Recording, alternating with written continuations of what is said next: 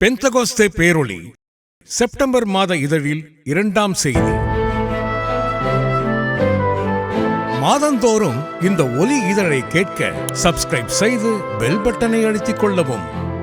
என்னுடைய பராக்கிரமசாலிகள், நான் பரிசுத்தமாக்கினவர்களுக்கு கட்டளை கொடுத்தேன். என் கோபத்தை நிறைவேற்ற என் பராக்கிரமசாலிகளை அழைத்தும் இருக்கிறேன். அவர்கள் என் மகத்துவத்தினாலே களி கூறுகிறவர்கள். ஏசாயா 13:3 என்று கர்த்தர் உரைக்கிறார். ஆவிக்குரிய பிரகாரமாக இது புதிய ஏற்பாட்டு காலத்தை குறித்த ஒரு தீர்க்க தரிசனமாகும். இதில் என் பராக்கிரமசாலிகள் என்று ஒரு கூட்டம் பேரை கர்த்தர் அழைக்கிறார். பரிசுத்தமாக்கப்பட்டவர்களே அவருடைய பராக்கிரமசாலிகள் என்று இவ்வேத பகுதி கூறுகிறது. அவர்கள் நிறைவேற்றுவதற்காக அவர்களுக்கென்று பிரத்யேகமாக ஒரு பணியையும் அவர் நியமித்திருக்கிறார். எதிராளியாகிய சாத்தானின் மேல் தேவ நியாய தீர்ப்பை செலுத்துவதே அப்பணியாகும். அதற்கென்று அவர்கள் தேவனால் அழைக்கப்பட்டவர்களும் கட்டளை பெற்றவர்களுமாயிருக்கிறார்கள். ஜாதிகளிடத்தில் பழிவாங்கவும் ஜனங்களை தண்டிக்கவும் அவர்களுடைய ராஜாக்களை சங்கிலிகளாலும் அவர்களுடைய மேன்மக்களை இருப்பு விலங்குகளாலும் கட்டவும் எழுதப்பட்ட நியாய தீர்ப்பை அவர்கள் பேரில் செலுத்தவும் அவர்கள் வாயில் கர்த்தரை உயர்த்தும் துதியும் அவர்கள் கையில் இருபுறமும் கருக்குள்ள பட்டயமும் இருக்கும். இந்த கணம் அவருடைய பரிசுத்தவான்கள் யாவருக்கும் உண்டாகும் என்று குறிப்பிடப்பட்டிருக்கிறவர்கள் இவர்களே. இது தேவனால் அவர்களுக்கு அருளப்பட்டுள்ள கணம் ஆகும். பழைய பாம்பாகிய சாத்தான் ஏத்தேனில் ஏவாளை வஞ்சித்த போது ஸ்ரீயின் வித்து உன் தலையை நசுக்கும் என்று ஒரு தீர்ப்பை தேவன் அவன் மேல் விதித்து விட்டார். அதுவே சத்ருவின் மேல் எழுதப்பட்ட தீர்ப்பாகும். காலம் நிறைவேறின போது ஸ்திரீயின் வித்தாக வெளிப்பட்ட தேவகுமாரனால் கல்வாரி சிலுவையில் அத்தீர்ப்பு அவன் மேல் செலுத்தப்பட்டது. அவனுடைய தலை அவரது பாதங்களின் கீழே நசுக்கப்பட்டது. மனுஷரை தமது நோக்கத்தின் நின்று தவறும்படி செய்த சாத்தானை மனுஷரை கொண்டே நியாயம் தீர்க்க சித்தம் கொண்ட தேவன் தம்முடைய குமாரனின் பாதங்களின் கீழே நசுக்கப்பட்ட அவனை தமக்கு கீழ்ப்படுகிற தமது பிள்ளைகளின் கால்களின் கீழே நசுக்கி போட தீர்மானித்தார். ரோமர் 16:19-20. பலவீனரான அவர்களை இந்நோக்கத்திற்காகவே அவர் பராக்கிரமசாலிகளாக மாற்றுகிறார். உமது பராக்கிரமத்தின் நாளிலே உம்முடைய ஜனங்கள் மனப்பூர்வமும் பரிசுத்த அலங்காரமும் உள்ளவர்களாயிருப்பார்கள். விடியற் காலத்து கர்ப்பத்தில் பிறக்கும் பணிக்கு சமானமாய் உம்முடைய யவன ஜனம் உமக்கு பிறக்கும் என்று எழுதப்பட்டுள்ளது. பரிசுத்த ஆவியானவரின் காலமாகிய இக்கிருபையின் காலம் கர்த்தருடைய பராக்கிரமத்தின் நாள் என்று அழைக்கப்படுகிறது. இக்காலத்தில் பரிசுத்த ஆவியானவர் தம்மால் ஆட்கொள்ளப்பட்டவர்களும் தேவசித்தம் செய்யும்படி தங்களை வேறு பிரித்துக் கொண்டவர்களும் பரிசுத்த அலங்காரம் உள்ளவர்களுமான ஒரு கூட்டம் பேரை கர்த்தருடைய பராக்கிரமசாலிகளாக உருவாக்கி கொண்டிருக்கிறார்.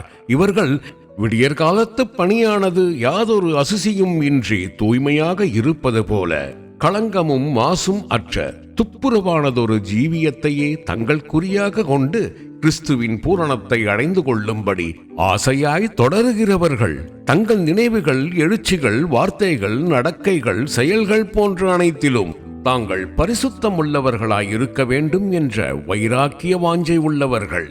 புல்லின் மேல் இறங்கும் பனித்துளிகளைப் போல தூய்மையானவையாகிய திருவசனங்களின் மேல் வாஞ்சையுள்ளவர்களாக மனத்தாழ்மையுடன் அவற்றை தங்கள் ஜீவியத்தில் அனுபவமாக்கி முன்னேறிக் கொண்டிருப்பவர்கள். இவர்களே பலவான்களும் தேவ வசனத்தை தங்கள் இருதயத்தில் பதித்திருக்கிறவர்களும் பொல்லாங்களை ஜெயிக்கிறவர்களுமான யவன ஜனம் ஆவர். 1 யோவான் 2:14. பலவானாகிய கிறிஸ்துவின் கையில் துலக்கமான அம்புகளாயிருந்து உலகத்தையும் பாதாளத்தையும் கலக்குகிறவர்கள் இவர்களே. அருமையான தேவ பிள்ளையே, தற்போது நீ ஆவிக்குரிய பிரகாரமாக எவ்வளவு தாழ்ந்த நிலையில் இருப்பினும் தேவன் தம்முடைய அனாதி நோக்கத்தின்படி உன்னை என் பராக்கிரமசாலி என்றே அழைக்கிறார்.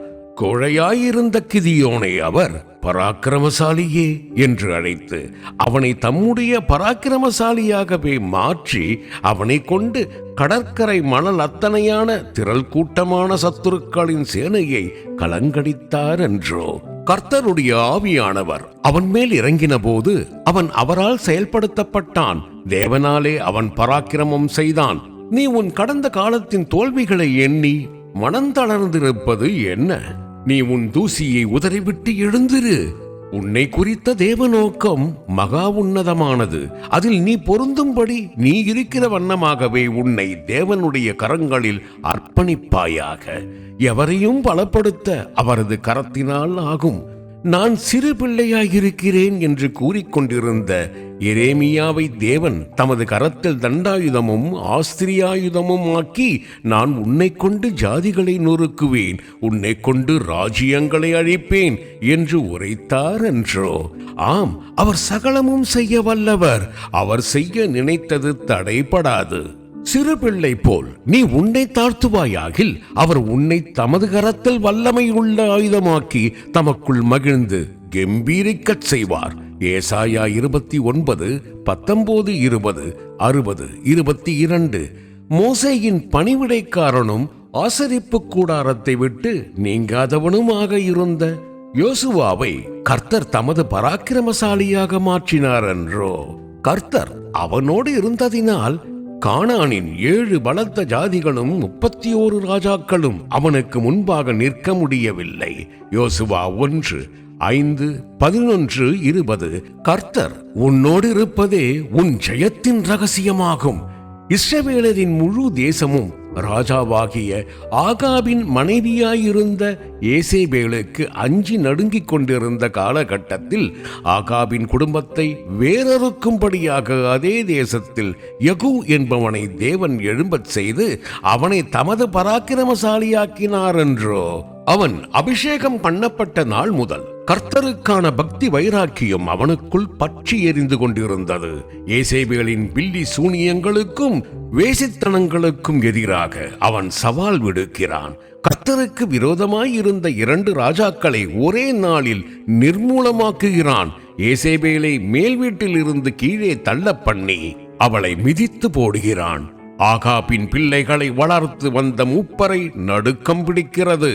அப்பிள்ளைகள் யாவரும் அழிக்கப்படுகின்றனர். இவ்வாறு கர்த்தர் திட்டமிட்டிருந்தவாறே அவன் மூலமாக ஆகாபின் குடும்பம் முற்றிலும் அழிக்கப்படுகிறது.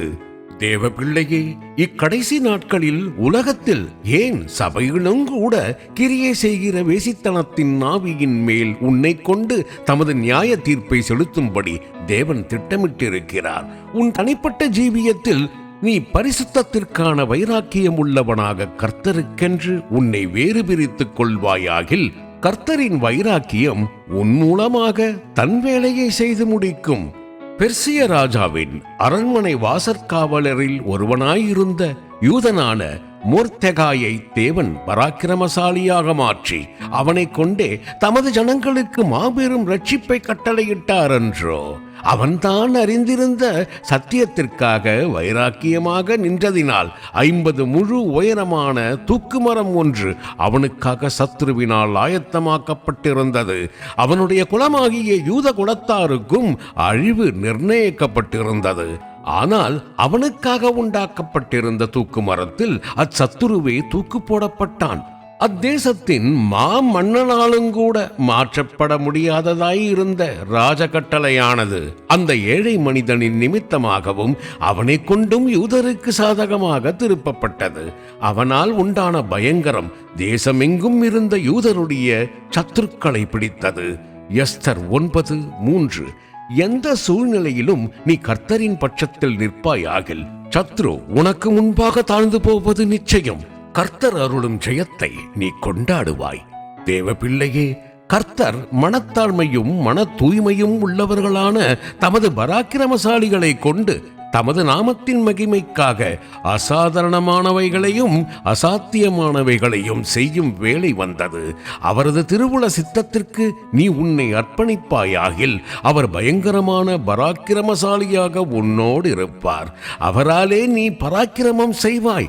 எபிரேயர் 20:11. சங்கீதம் 60:12. கர்த்தர் எனக்கு பராக்கிரமசாலிகளின் மேல் ஆளுகை தந்தார். என் ஆத்துமாவே நீ பலவான்களை மிதித்தாய் என்று நீ மகிழ்ந்து பாடுவாய். நியாயாதிபதிகள் 5:13-21. பராக்கிரமசாலியே, கர்த்தர் உன்னோடு இருக்கிறார். கர்த்தருக்கு ஸ்தோத்திரம்.